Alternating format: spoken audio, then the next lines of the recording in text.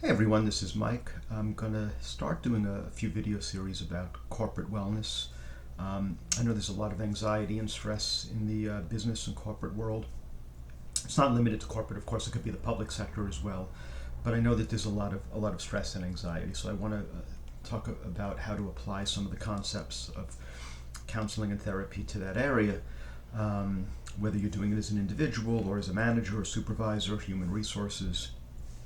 So I want to talk today about using cognitive behavioral therapy to address issues of problems in the corporate business world, entrepreneurship, startups, that kind of stuff. By the way, this is just going to be a no frills. For some reason, my video editing thing didn't work, and I'm not really high tech on video editing, so this is just going to be no introduction, no fancy screen, giving a title or any of that.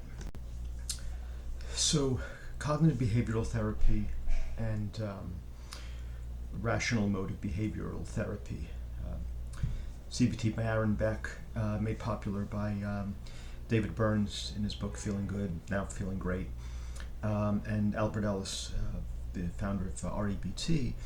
They base their basic ideas off of Stoicism, which is the ancient Greek philosophy and later Roman philosophy of the idea that it is not events themselves which cause us distress. It's the ways we think about them. So an event objectively can make us feel some negative way, right? Concern, sad, disappointed.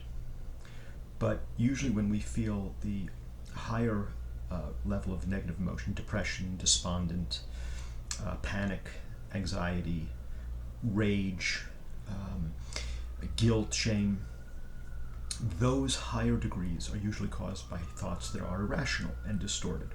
And examples include mind reading, you know what someone's going to think, fortune telling, I know what's going to happen, catastrophizing, labeling, blaming, discounting the positive, magnifying the bad and minimizing the good, emotional reasoning. So if I feel a certain way, it must be true. I feel stupid, so I must be stupid, right? And a whole list of others. There's a whole bunch of distortions and self-defeating beliefs, perfectionism, for example, or people pleasing, or even a sense of entitlement. I deserve, things should be a certain way, and then the demands, the things that must, should, ought to be a certain way, low frustration tolerance or intolerance, frustration, that I can't stand things the way they are. So it's these kinds of thoughts that either create or exacerbate unhealthy negative emotions as distinguished from healthy negative emotions. So again, if you're concerned, that's quite appropriate. If you may be feeling sad about a sad event, that's appropriate. Depression, panic, those are extreme forms, and those tend to be unhealthy reactions. So in CBT, REBT, we help people identify their thinking patterns about events. When something happens, do they catastrophize? Do they mind read? Do they fortune tell? Does that trigger their perfectionism or people pleasing? And to the extent it does, we challenge that. Where's the evidence for that belief? Let's look at alternative possibilities. Sometimes just recognizing that I'm thinking in a distorted way. I'm mind reading. I can't read minds. What am I doing? Sometimes what would I say to a friend? Usually we talk much nicer to our friends than we do to ourselves. So we help people to eliminate or modify their negative self-talk. Of course, this is also cognitive behavioral therapy, so there's also behaviors.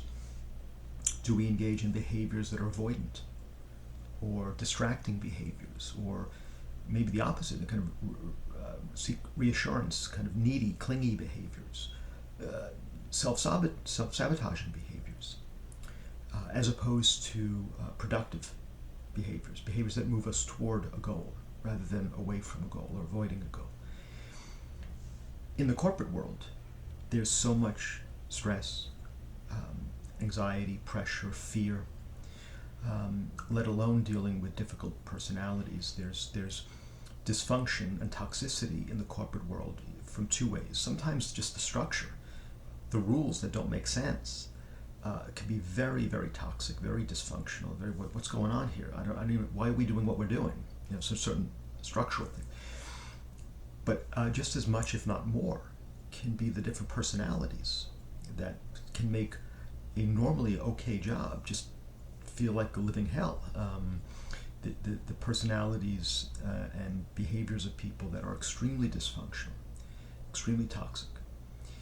So what we do in CBT and REBT is we just, again, help people change their thoughts. So let's say that you can engage in a behavioral action. Maybe there are things that you can do, including possibly getting a new job, that might work.